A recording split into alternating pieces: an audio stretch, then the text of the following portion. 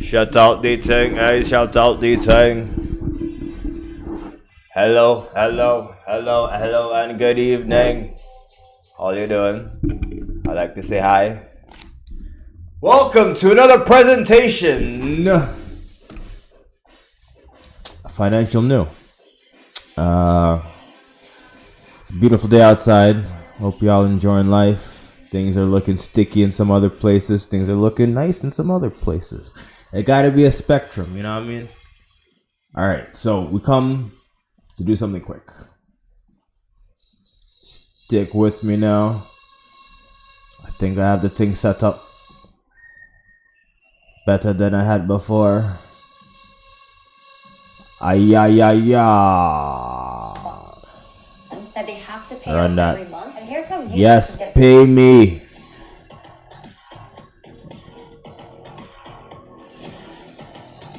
AI and quantum computing.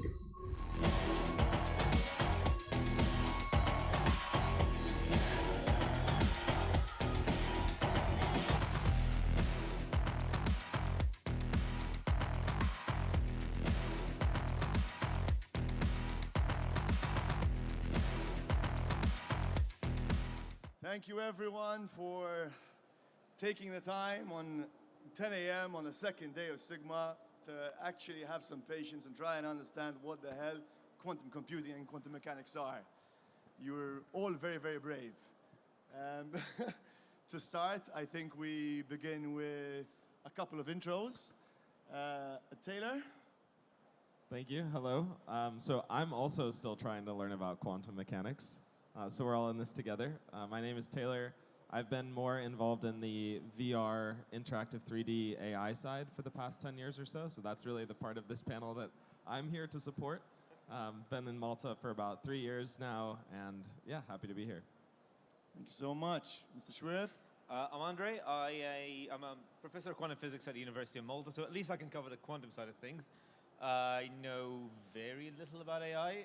I use ChatGPT a lot, which is fun. And yeah, apart from that, I run a quantum cybersecurity startup, so we can talk about cybersecurity as well. And I think one of the discussions we were having back then was kind of, what will quantum ever do to me? Or for me, rather. So maybe that's something we can talk about. That's hopefully something we'll get to answer eventually. As a bit of personal background, I am not a quantum guy, I'm not an AI guy, I'm a blockchain and cybersecurity guy, so I sort of come at this from a bit of an interesting angle. But before we dive in, show of hands, how many people feel as though they have a basic understanding of quantum mechanics? Basic, right? He was one of my students. So okay, cool. That's unfair. Come on. All right, fair. So I think we should begin with Schrodinger's cat. I think that's a really good place to start, right? So, and we'll leave it to the quantum physics professor to explain to you exactly what that is. I should have had more coffees for this. Okay. 2 minutes, dude. 2 minutes. Okay, I've got it clogged there. Okay, so let's do this. We'll get to Schrodinger's cat very soon. One of the first thing I tell my students when starting the quantum mechanics course is nobody understands quantum mechanics, so it's fine if you don't understand it. Ultimately, what do we mean by that? A lot of the things I will mention, discuss, talk about are things which our brains are simply not equipped to comprehend. So yeah, how do we learn how the universe works? When we're kids, and I've got too many kids for my sense, when we're kids, we just keep throwing things on the floor, dropping them. That teaches us something called Newton's laws of motion. The universe pulls things down to the floor because of laws of gravity, blah, blah, blah. It turns out that quantum mechanics violates pretty much every single law, every single piece of intuition that we have. So, for example, in quantum mechanics, if I kick a football in that direction, it literally goes in pretty much every single direction at the same time. If I kick a football towards a wall with two doors on it, then the football could actually go to both doors at the same time. By the way, this could be really cool for iGaming. We should explore this. Give it a shot. But let's start with the cat. And then the cat. So what was the idea behind the cat? So ultimately, we now know that we're very, very confident that this is how the universe works. You can get small things being in two places at the same time, switches being on and off at the same time. That gives us quantum computers, it gives us many things. But why is it only small things that work like this? Can't I just get a cat and have it be dead and alive at the same time, in exactly the same way? And Schrödinger conceived this idea just to show how absurd the whole thing of quantum mechanics is. So it is an example meant to illustrate how absurd quantum mechanics is. And the idea is that if I do things in the right way, my cat in a box will be both dead and alive, literally both at the same time, until I open the box and observe him. Now, we don't know why this doesn't work, so we've tried it, but it doesn't work. But it does, the main idea, the theory, is actually the main idea and the theory we use behind all of quantum computing, all of quantum mechanics anyway. So the ideas work, but we have no idea why they don't work on cats or people. Fair. Taylor, do you want to supplement that? This is how AI optimizes my schedule. This meeting got canceled. Hooray! We didn't really want to go anyways. I mean, one thing I heard that stuck with me was the idea of if you take a coin and you have a binary computer where you have a 1 and a 0 on either side, and it can either exist as a 1 or a 0. Whereas with a quantum computer, it's essentially like a coin spinning on its side. So it exists in both positions at once, and when you observe it, it collapses to one of the sides. So it can kind of exist in this superposition state that quantum is the only thing that enables that, whereas binary computer, it's either on or off. So it kind of allows these things, when they're observed, I'm probably oversimplifying it, to sort of collapse into the correct state. If I may, and one of the nice consequences of that is, if you have a computer that's based on this idea of a qubit, a quantum bit, being on and off at the same time, then what you can have is a system which operates on all the possible different inputs at the same time. So it's like it's the best possible version of a parallel computer that you can think of, because it will take all the possible inputs, operate on all of them at the same time, and spit out the answer at one go. I'm oversimplifying by quite a bit, but this is kind of the superpower that quantum mechanics gives you when applied to quantum computing. So let's maybe take a bit of a stab at like a real-world example of superposition, right? So your wife's at home and she's getting ready, and you've agreed to go to a dinner party at 7:30, and you're going to pick her up at 7 o'clock. At 6:30, you have no idea if she's going to be late or if she's going to be on time. So technically, that's basically superposition, right? It's not a 0 or a 1. That's the At the risk of my wife killing me, I know she's not going to be ready on time. I think that's. But there is some truth. There is some truth to that. oversimplifying it, right? Oversimplifying it. But there is some truth to that. Yeah, it's a bit different. Agreed. But it's So we know that there are limitations in quantum computing, right? Like, we know there's a couple of quantum computers around the world. We know they can run for between 3.5 and 5 minutes before they completely fizzle out.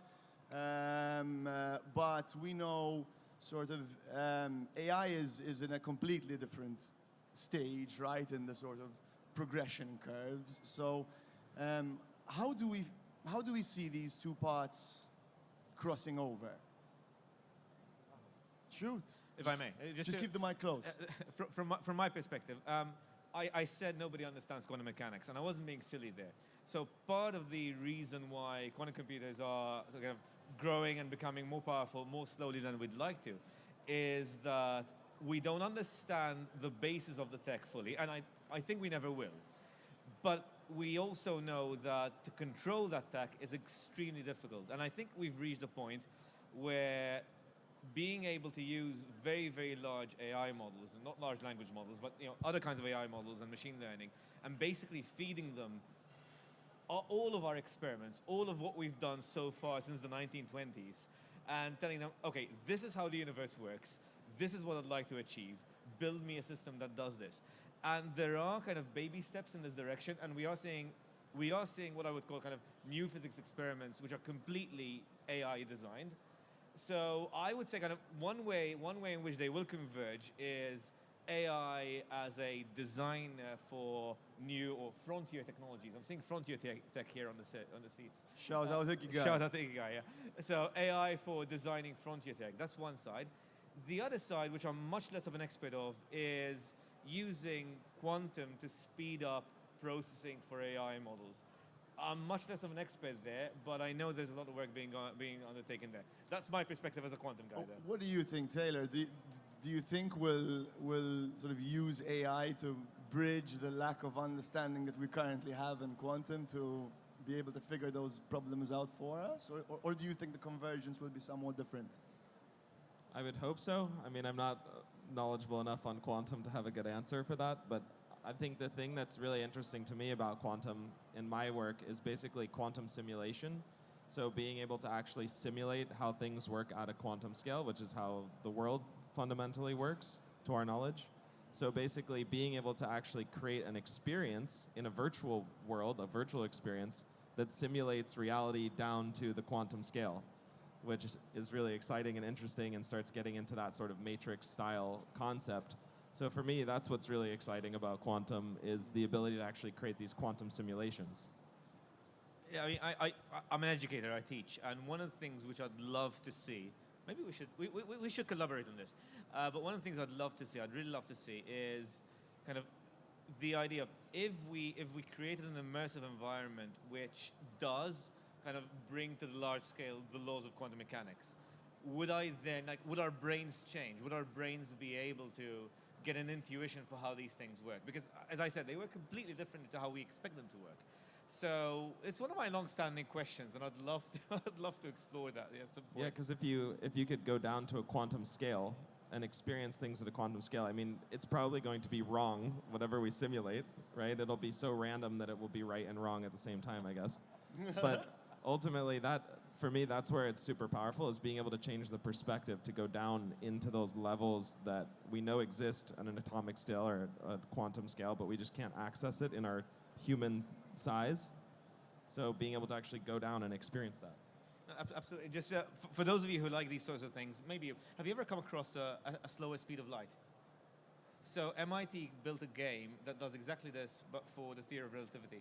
So you walk through the game at walking pace, and you start seeing all the weird things that Einstein predicted, and it gives you a strong sense of, okay, this is how the world, how the universe works, which is an interesting kind of analogy. You should check it out. It reminds me of a time I tried VR ayahuasca. That's what that sounds like to me. I have no idea why. It's very trippy. That's literally what just came to mind. It's very trippy, though. It's very trippy. Okay, so look, it's commonly, I think, agreed upon that quantum has particular applications in terms of encryption, and specifically in breaking it. Why? The simple explanation is, if you try and brute force some kind of password, the process is very simple. You try one, it doesn't work. You try two, it doesn't work. You try three, and you keep stacking, and then you stack another number, and another number, and another number, until eventually you break through. The idea of quantum is, okay, I'm gonna now attend something with a possible a character limit of 7 different characters, and I'm gonna shoot out every possibility at once, and we're gonna see which one returns something positive. So that's a relatively simple use case. The same thing could be applied to the traveling salesman problem, right? So find me the fastest route. At the moment, the way we do it is very inefficient, and there's much better ways to do it. But these are sort of two, let's call them low-hanging fruit in terms of use cases, right? What do you see will be the next tangible use case that quantum can really bring into this world? Okay, so yeah, I mean, you mentioned a couple of the big ones. There are a few other known, almost low-hanging fruits. So there's a known way to speed up searches. So if I have, Google-sized database that I need to search quickly, quantum will, in principle, be able to speed that up. I mean, there are some caveats. We haven't yet, designed a system to do that, but there are some ways of doing that. Another approach, which is, you mentioned quantum simulation in one sense. There's a different kind of quantum simulation which I'm involved with, and that is using quantum to simulate, for example, how materials work. And the idea there is, we know, for example, it should be possible to build what are called high-temperature superconductors, but basically wires that don't heat up when you send current through them, which could be very, very beneficial for mass transit, for energy grids, and so on and so forth. Those kind of materials we don't yet know how to build, and there's a very good reason for thinking if we had a good quantum computer, we'd be able to kind of design those mechanisms. That's those super cool. materials. So what you're saying, just so I understand, right? What you're saying is we could use quantum to effectively create new kind of composite materials Absolutely. that could have a whole bunch of purposes we never even Absolutely. thought about. And until a couple of weeks ago, before the AI guys got there first, we would also say you could use it to design new drugs and new biomolecules. But I think AI has now solved that problem, as it happens. So yeah, they stole that from us. But yeah, I mean, from my perspective, What are breaking. your thoughts on that, Taylor? I'm seeing you just like, yeah, Yeah, okay. He agrees. That's a rarity, right? But yeah, breaking cryptography, I think, is the one which is not the sexiest, but definitely the one with the furthest reaching consequences. If someone had access to a quantum computer, it's not just your passwords.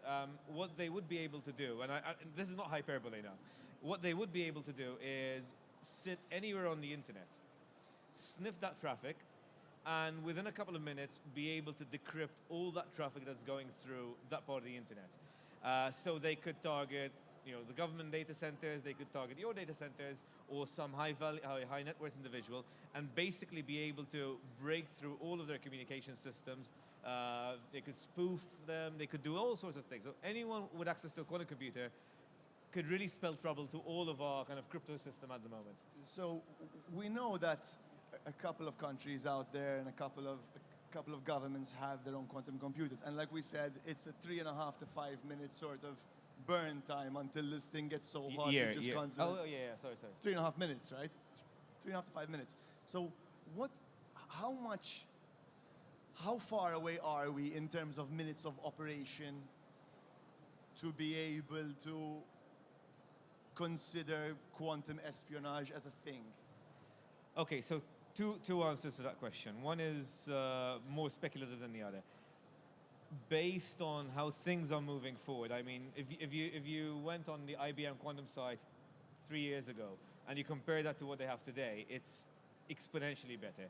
And if you I know it's dangerous to extrapolate, but if you extrapolate a bit, 5 years seems to be a sweet spot. So let's say 2030-ish, it seems to be a sweet spot for when we expect companies like IBM to have something which is a genuinely useful general purpose quantum computer. That quick. Behind the scenes, we have absolutely no idea. I mean, the top researchers of the field have a habit of just disappearing and ending up working for the intelligence agencies. So we really have no idea what's going on behind the scenes.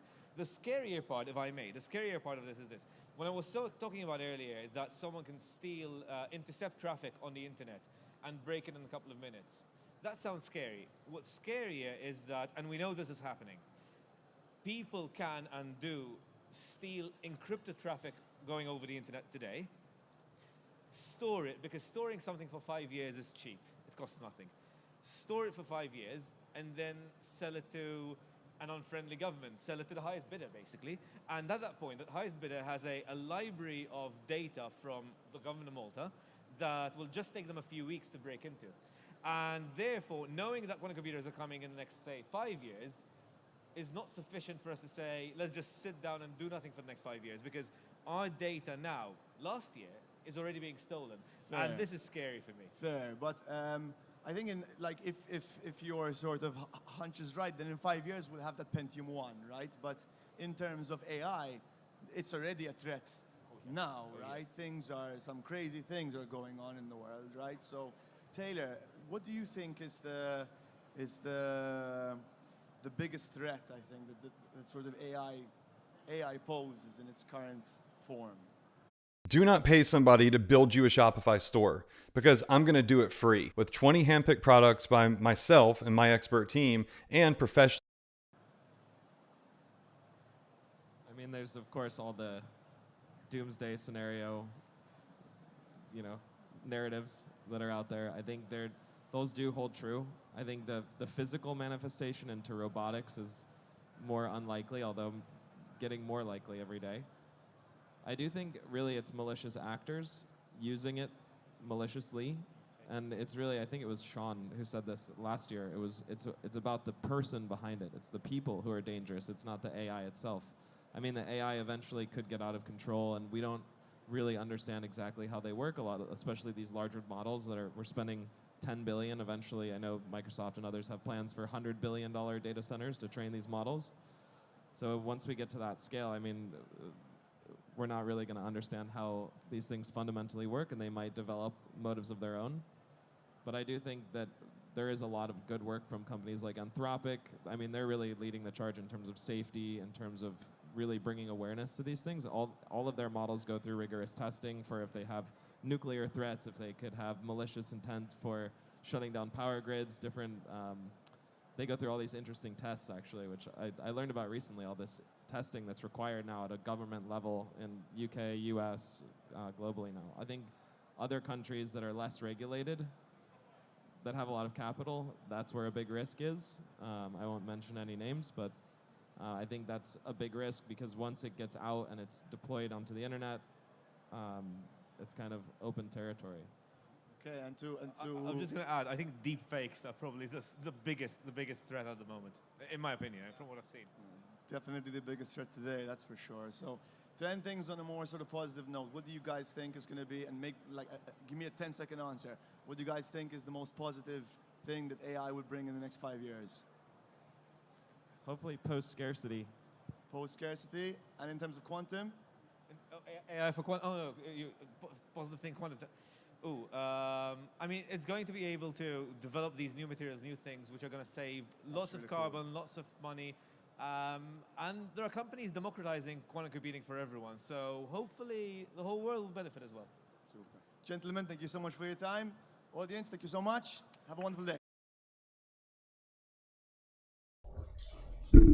That's a very interesting note to end on in terms of it being democratized. I love how they slap that in there at the very end. Oh yeah, it's great.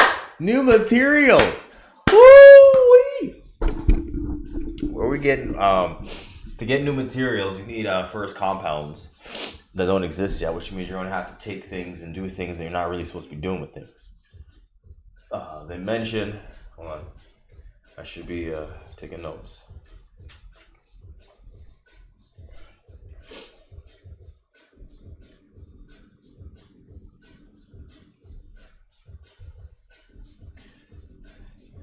It's very interesting that they mentioned the democracy and how it can all go bad with the wrong actors involved.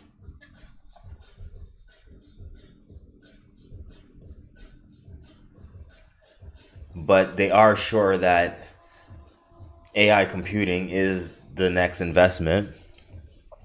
Deep fakes are the next threat, period. And your data, vocal energy, and biometrics is easily able to be intercepted.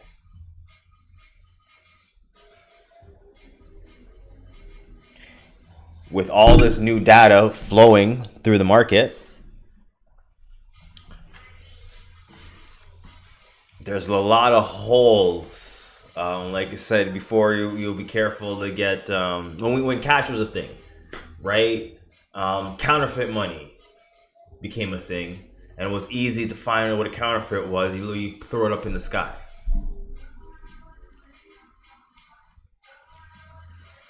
Last night, for whoever was there, I'm scared to purchase certain assets from different exchanges because we don't know if they're real or not. What's that about? So now you got counterfeit digital money, you got fake money. I don't understand. I'm nervous. But it's interesting nonetheless. But it's interesting for them to allow us to know that they have concerns too. So let's see how this all plays out. Great presentation.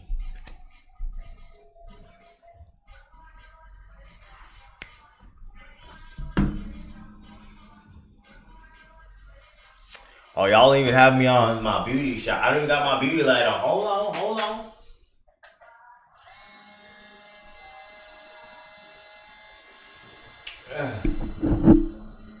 Yeah, we're working hard.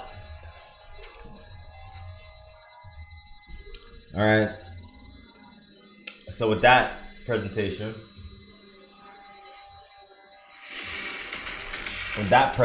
done and out of the way, let's not start over again. How do you guys feel about that? Thank you for joining me. Appreciate your time. I'm going to get out of here, skedaddle. I want to thank you for joining me. Like, subscribe, tell me what you think. I love the bots in the chat. I don't know anything about anything. I'm just reading articles. Please don't ask me questions. Do some research. See y'all in the next one.